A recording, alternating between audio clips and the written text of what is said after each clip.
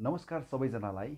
How to create Gmail account यानि कि कसरी जिमेल अकाउन्ट क्रिएट गर्ने आजको यस छोटो भिडियोमा हामी विशेष गरेर मोबाइल फोनबाटै जिमेल आइडी कसरी क्रिएट गर्ने भन्ने कुरा सिक्नेछौँ। यदि तपाईँहरूले पनि जिमेल आइडी बनाउने तरिका थाहा छैन भने अवश्य पनि तपाईँहरूको लागि यो भिडियो एकदमै युजफुल हुनेछ भन्ने मैले अपेक्षा लिएको छु।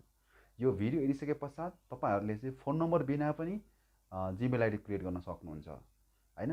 यानि कि how to create Gmail account without phone number. अब चाहिँ जस्तो तपाईँले चाहिँ एउटै मोबाइल नम्बरबाट धेरैवटा जिमेल आइडी क्रिएट गर्दाखेरि फ्युचरमा त्यो जिमेल अकाउन्टलाई रिकभर गर्नु पऱ्यो भने समस्या पर्न सक्छ। त्यो समस्याबाट चाहिँ सुरुमै सजग हुँदै चाहिँ अब सम्भव भएसम्म तपाईँले रिकभरी इमेल एड्रेस मात्रै राखेर पनि तपाईँले जिमेल अकाउन्ट क्रिएट गर्न सक्नुहुन्छ। आजको यस भिडियोमा हामी विशेष गरेर कसरी जिमेल आइडी क्रिएट गर्ने भन्ने विषयमा विस्तृत रूपमा चर्चा गर्नेछौँ। अब ढिलो नगरिकन भिडियोलाई सुरु गरिहालौँ। ओके, अब चाहिँ म तपाईँहरूलाई मेरो मोबाइल फोनको स्क्रिन देखाउन गइरहेको छु, जहाँ म तपाईँलाई जिमेल अकाउन्ट क्रिएसनको सम्पूर्ण प्रोसेसहरू बताउनेछु। सबैभन्दा पहिला चाहिँ तपाईँले एउटा गुगल कुनै प्रोडक्ट खोल्नुहुन्छ, तपाईँले जिमेल खोले पनि भयो, युट्युब खोले पनि हुन्छ, वा म्याप खोले पनि हुन्छ, ड्राइभ खोले पनि भयो, वा तपाईँले प्ले स्टोर खोले पनि हुन्छ। अहिलेको लागि चाहिँ मैले यसमा प्ले स्टोर खोलेँ होइन। अनि प्ले स्टोर खोलिसकेपछि यो माथि यो जुन तपाईँको जिमेल आइडी साइन इन भएको छैन भने यो माथि माइक्रोफोनको छेउमा हेर्नुभयो भने यहाँ घन्टी जस्तो आइकन पनि देख्दै हुनुहुन्छ, त्यहाँ क्लिक गर्नु होला। अब त्यहाँ क्लिक गरिसके पछाडि तपाईँले डाइरेक्टली यहाँ तल क्लिक गर्नुपर्छ है। यो म्यानेज योर यो साइटको एउटा एरो जस्तो छ, त्यो एरोमा क्लिक गर्नु होला। एरोमा क्लिक गरेपछि एउटा अप्सन खुल्छ, एड अनदर अकाउन्ट भन्ने खुल्छ है। तपाईँले एड अनदर अकाउन्टमा गएर क्लिक गर्नु होला। अब एड अनदर अकाउन्टमा क्लिक गरिसके पछाडि अब यहाँ हेर्न सक्नुहुन्छ चेकिङ इन्फो भन्दैछ। यहाँ तपाईँले आफ्नो मोबाइल फोनको पिन हाल्नुपर्ने हुन्छ। ओके, मैले मेरो मोबाइल फोनको पिन हालिसकेको छु। त्यसपछि म यो एरो छ लास्टमा, मैले त्यहाँबाट टच गरिदिन्छु। अब त्यहाँ टच गरिसके पछाडि अब यहाँ चाहिँ अब हेर्न सक्नुहुन्छ यसले चेकिङ इन्फो भनेर भनिरहेको छ। अब मोबाइल फोनबाट क्रिएट गर्दा यस्तै हुन्छ। अब क्रिएट अकाउन्ट भन्ने एउटा अप्सन देख्नुभयो, तपाईँले क्रिएट अकाउन्टमा गएर क्लिक गरिदिनुहोस्। अनि फर माइसेल्फ भन्दैछ, मैले फर माइसेल्फमा गएर मैले क्लिक गरेँ। अब फर्स्ट नेम मागिरहेको छ, फर्स्ट नेम के राख्ने, जस्तै अहिलेको लागि चाहिँ मैले राखिदिन्छु मिठो। अनि लास्ट नेम चाहिँ अप्सनल भनेको छ, नहाल्दा पनि हुन्छ भनेको छ, तर मैले हालिदिन्छु यसमा खबर है। यति लगाइदिएँ। त्यसपछि म नेक्स्टमा गएर क्लिक गर्छु। अब मिठो खबर भनेर हालिसकेपछि अब यसमा तपाईँले जन्ममितिहरू हाल्नुपर्ने हुन्छ आफ्नो। मैले अहिलेको लागि चाहिँ मैले ऱ्यान्डम टाइपको भ्यालु लगाइरहेको छु। अब तपाईँले पनि यही नै लगाउनुपर्छ भन्ने छैन। अब जेन्डर लगाइदिनुहोस् होइन, अब फिमेल मेल के हो होइन। अहिलेको लागि चाहिँ मैले रादर नट से भनेर लगाइदिएँ। त्यसपछि म गरिदिन्छु नेक्स्ट। अब नेक्स्टमा क्लिक गरेपछि अब यसले तपाईँलाई सजेसन दिइरहेको छ कुन चाहिँ जिमेल आइडी युज गर्ने। यहाँ हेर्नुभयो भनेदेखि एउटा खबर मिठो @gmail.com पनि छ, एउटा मिठो खबर 625 @gmail.com पनि छ, अनि अर्को create your own Gmail address भन्ने छ, त्यो पनि तपाईँले चुज गर्न सक्नुहुन्छ। अहिलेको लागि चाहिँ मैले लास्टको अप्सन चुज गरेँ। यहाँ चाहिँ अब जस्तो तपाईँले आफूलाई मन लागेको जिमेल एड्रेस लगाउन सक्नुहुन्छ है। जस्तै म चाहिँ यहाँ चाहिँ मिठो खबर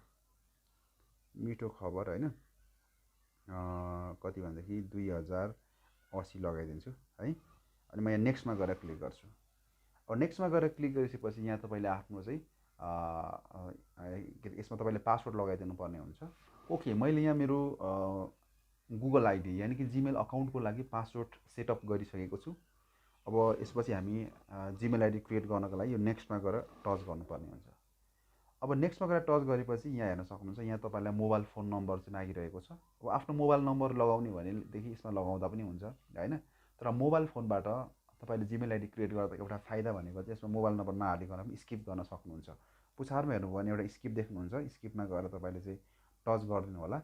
अब यसपछि तपाईँको मिठो खबर 2080 @gmail.com क्रिएट भइसकेको छ। यसपछि नेक्स्टमा गएर क्लिक गर्छौँ हामी।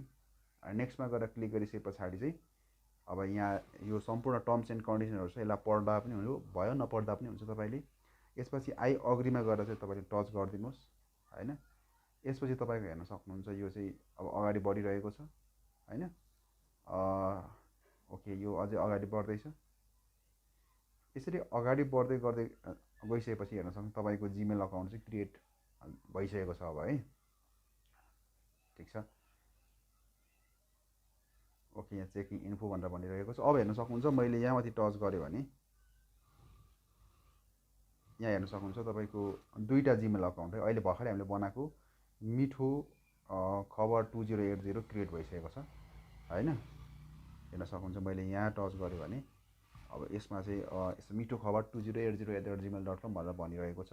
यसरी तपाईँहरूले चाहिँ जिमेल अकाउन्ट क्रिएट गर्न सक्नुहुन्छ। अब युट्युब च्यानल खोल्नु पऱ्यो भने पनि तपाईँलाई जिमेल आइडी चाहियो, वा जिमेल प्रयोग गर्नु पऱ्यो भने पनि, वा गुगल फोटोज, वा तपाईँको गुगलको जुनसुकै प्रोडक्टहरू जस्तै गुगल को तपाईँको प्ले कन्सोल हुन्छ होइन, वा तपाईँको गुगल सर्च कन्सोल, गुगलको जुनसुकै प्रोडक्टहरू प्रयोग गर्नको लागि पनि तपाईँले जिमेल आइडी चाहिँ क्रिएट गर्नुपर्ने हुन्छ।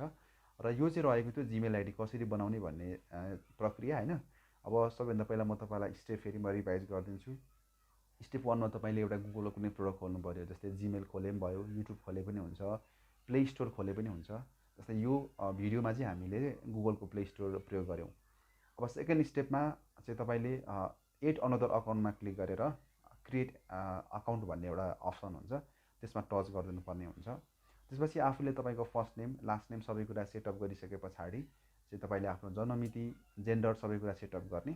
त्यसपछि तपाईँले आफ्नो जिमेल आइडी चुज गर्ने र पासवर्ड सेटअप गर्ने, र अन्तिममा चाहिँ एउटा टर्म्स एन्ड कन्डिसनलाई चाहिँ अग्री गरेर तपाईँले जिमेल अकाउन्ट क्रिएट गर्न सक्नुहुन्छ।